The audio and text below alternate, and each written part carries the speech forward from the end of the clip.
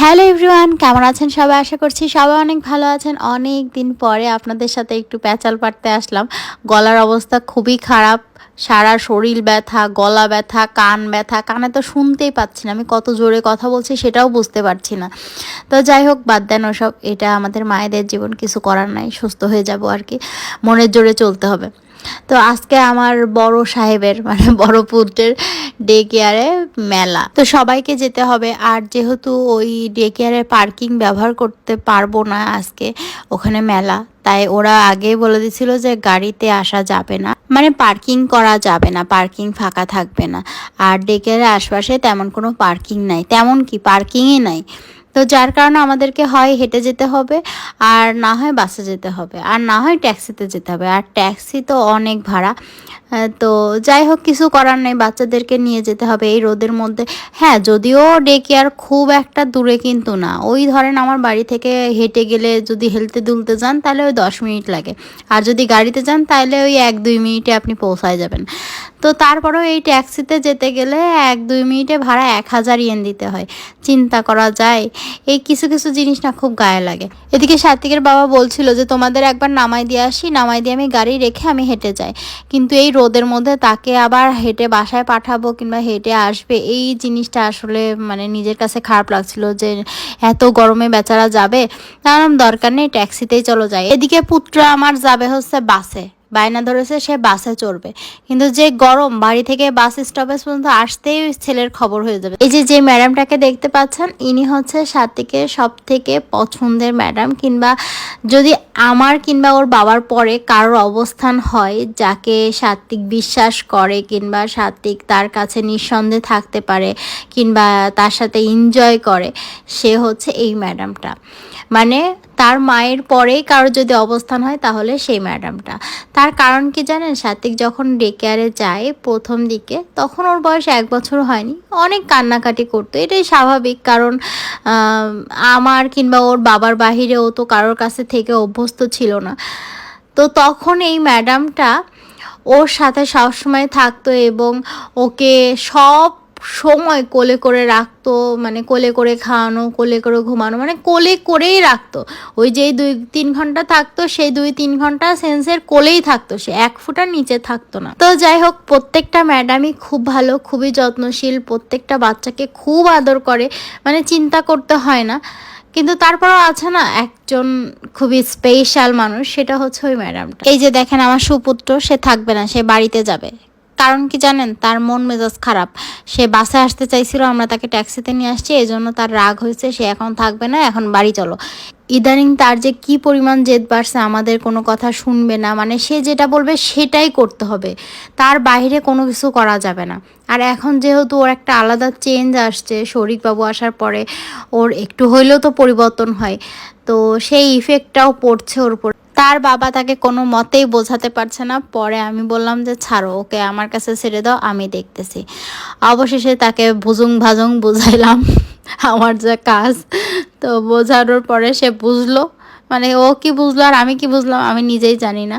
যাই বুঝুক বাবা, বোঝানোতে কাজ হয়েছে, এটাই বড় কথা। আর এই দেখেন, এনে হচ্ছে ঠান্ডার ওষুধ খাচ্ছে, রাতে ঘুমাতে পারে না, নাক বন্ধ হয়ে যায়, এদিকে আইসক্রিম খাচ্ছে। এখানকার ডাক্তার বলে নাকি আইসক্রিম খেলে ঠান্ডা লাগে না, কোন নিয়মে আছে? এখানেও দেখি যে বাচ্চাদের নাক দিয়ে ঝোল পড়তেছে, তাও একখানা আইসক্রিম হাতে নিয়ে ঘুরতেছে, আর এদিকে শরিকবাবু তো প্রত্যেকটা টিচারের কোলে কোলে ঘুরতেছে।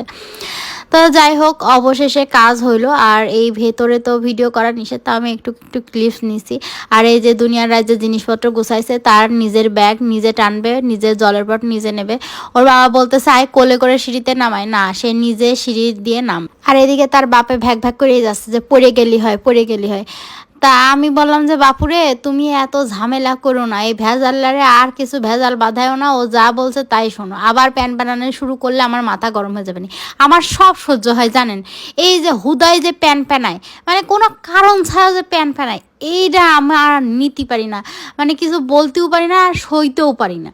মাঝে মাঝে এমন মেজাজ খারাপ হয়, আপনারা বলেন না যে আমার অনেক ধৈর্য, ধৈর্য যে কেমনে আসে, দাঁতে দাঁত রেখে সহ্য করতে হয়, কি বলবো। মাঝে মাঝে মায়াও লাগে যে কি বলবো, এইটুক বাচ্চারা কি বলবো আমি, কিন্তু ও দেখতে এইটুক হলেও তো এইসব, এগুলো হচ্ছে বিচ্ছু বিচ্ছু। তো অবশেষে তার মুডটা ভালো হয়েছে, সে একখান বই কিনছে, সেই বইয়ের মধ্যে দুনিয়ার পশু পাখি ছবি আছে। তার আবার পশু পাখি খুব ভালো লাগে, সে পশু পাখির বই পেলে খুব খুশি হয়ে যায়। তো সেই বইটা কিনে তার একটু মুড ভালো হয়েছে, অবশেষে বাসের কথা ভুলে গেছে সে। এদিকে মেলা শেষ, 11:30 পর্যন্ত ছিল, সবাই গোছগাছ শুরু করে দিছে আর আমরা ট্যাক্সির জন্য অপেক্ষা করতেছিলাম।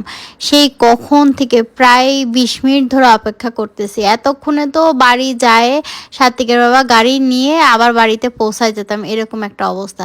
এই জাপানে 28-29 ডিগ্রিতেই যে এত পরিমাণ গরম লাগে, পুরা গা জ্বলে যায়, মনে হয় স্কিন উঠে চলে আসতেছে, এরকম একটা অবস্থা। দুইটা বাচ্চা তো পুরো হাঁসফাঁস করতেছে গরমের ঠেলায়। আমার দুই বাচ্চারই আবার গরম বেশি, এদের আবার গরম সহ্য হয় না। আচ্ছা, আপনারা কোনোদিন শুনেছেন যে শীতে মানুষের ঘামাচি বেরোয়? আমি কোনোদিন কিন্তু শুনিনি। তো এই সাত্বিকের এই গত বছর শীতের মধ্যে, তাদের তো ভারী কিছু পরাতেই পারি না শীতেতে, আমি নিজেও ভারী কিছু পরতে পারি না শীতে, আমারও গরম বেশি।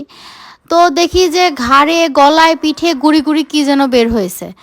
তা আমি ডাক্তারের কাছে নিয়ে যাওয়ার পর ডাক্তার বললো এগুলো ঘামাচি। আমি তো অবাক হয়ে গেছি যে শীতের মধ্যেও মানুষের ঘামাচি বেরোয়। এই গরম নিয়ে কথা বলতে বলতে একটা মজার কথা মনে হলো।